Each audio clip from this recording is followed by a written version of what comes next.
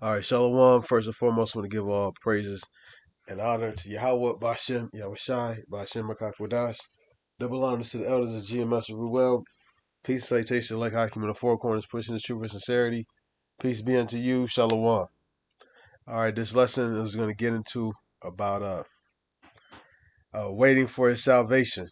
It's every day. If you look for the news, like the elder say, you miss a what do you say? If you miss a day, you miss a lot. You miss because there's so much developing right now.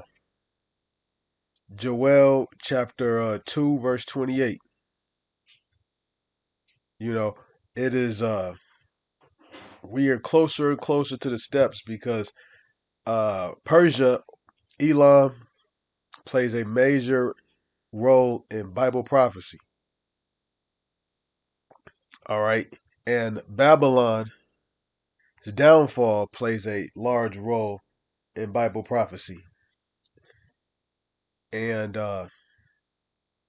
funny that America Babylon is at war with Iran because it is fear that is developing the arrows that is prophesied in the Bible that would destroy them. That's what this is about.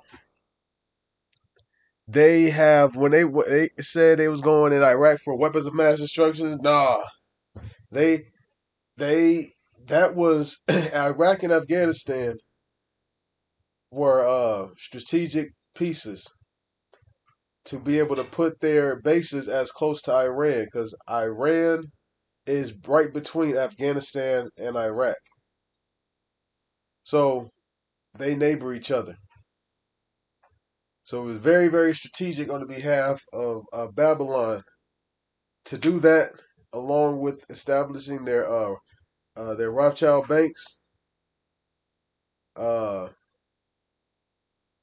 and also spreading their influence in the so-called Middle East. The Bible talks about I will move far off from the northern army. That's Joel chapter 2, verse 28. And roughly paraphrased, drive them to a land barren and desolate. All right. Barren and desolate is talking about that Syrian desert over there, where a lot of this war is taking place. There's a lot of war that's going on in that area. Skirmishes, uproars, all types of attacks.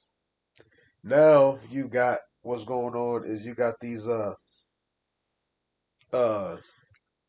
blockades and of the Straits of Hormuz, which is a key vital strait that is involved in trade. And the Houthis in Yemen are getting involved in this war as well. And it was just reported that Ukraine and had attacked Iran, and Iran responded and attacked Ukraine. I think in the Caspian Sea. So things are ramping up. Iran is in a situation where they're fighting for their life, and if you are a man of the Heavenly Father, you're gonna love that. You know, they thought that it's truly Bible prophecy, and it's amazing that what was it, February the 28th? You basically bombed the hell out of Iran, killed the Ayatollah, the supreme leader, a lot of his members, upper staff, senior staff, and cabinet members and stuff like that. You done killed off a lot of them. They didn't survive the strikes. You done destroyed what they say, destroyed their navy, their air force, and yet they still fighting. That you put a new commander up, America kills them too, and yet they still fighting. Still launching missiles, drones. You see, Iran also is cut off the Straits of Hormuz, which is now you raising economic war as well as physical war, putting mines into the sea and stuff like that. And America has absolutely no counter. They attacked Karg Island, where a lot of the oil production comes out of Iran, and it ain't slowed them down one bit. They still fighting, and so now they talk about putting boots on the ground, which at this point you pretty much have to, because you see that they not surrendering, they not backing down, they not scared, they want all the smoke. And you go in there and put boots on the ground, you putting boots in the mountainous terrain. You can't put your Humvee vehicles, have them riding all up on the mountains and stuff like that. So you lose a key advantage to somebody who's already in the mountains and who knows them, who's hiding, who just pop out and blast your ass out of nowhere. Because that's where what they say, Pickaxe Mountain. A lot of these uranium enriched piles are at, stockpiles are at. So America is in one hell of a blender. They can't afford to fight, and they can't afford not to fight. So our salvation is quickly coming. All you gotta do right now is watch, pray, keep your spirit right, follow such commandments, wait on the Lamb, do the work, stay disciplined, put off this flesh, and wait for the coming of the Lamb.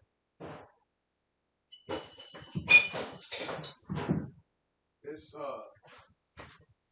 things is wrapping up, and I'm saying that this world is going to be completely different right now. Come next Passover, it's going to be a completely different world that we live in. Right now, this world, ever since Nero Trump got office, this cruel Lord that got into office, things has really been ramping up, picking up. And right now, today, as I'm recording this, the end of the TPS status for Haitians, I think Syrians, and I think some other refuge countries is supposed to end. So you have the end of that, and ICE talking about that they're supposed to be ramping up. What's that? Ramping up. What's the word? Operations. To catch. More of these. Now, I guess they call them illegal immigrants. So things are picking up. Reminds me of Revelation chapter 12, verse 12. Just grab.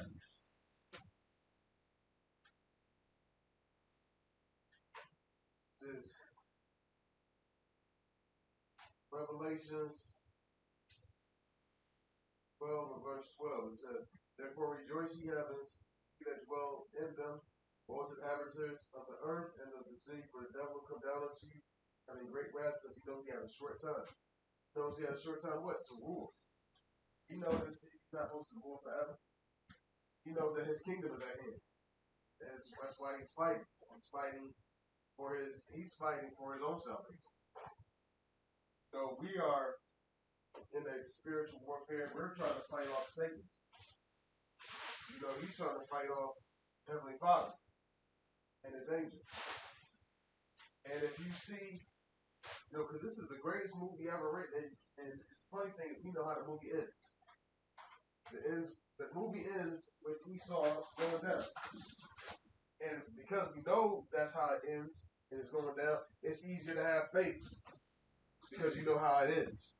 It'd be one thing to ask us to have faith, and if we didn't know, well, we might win, we might lose.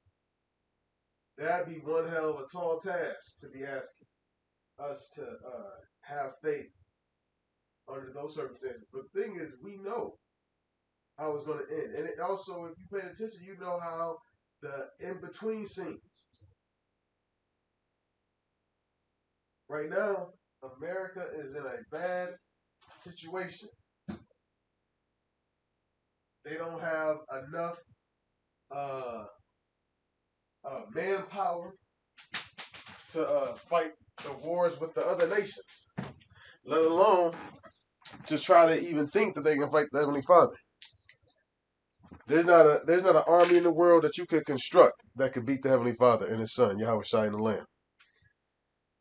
All we gotta do is hold fast, steadfast.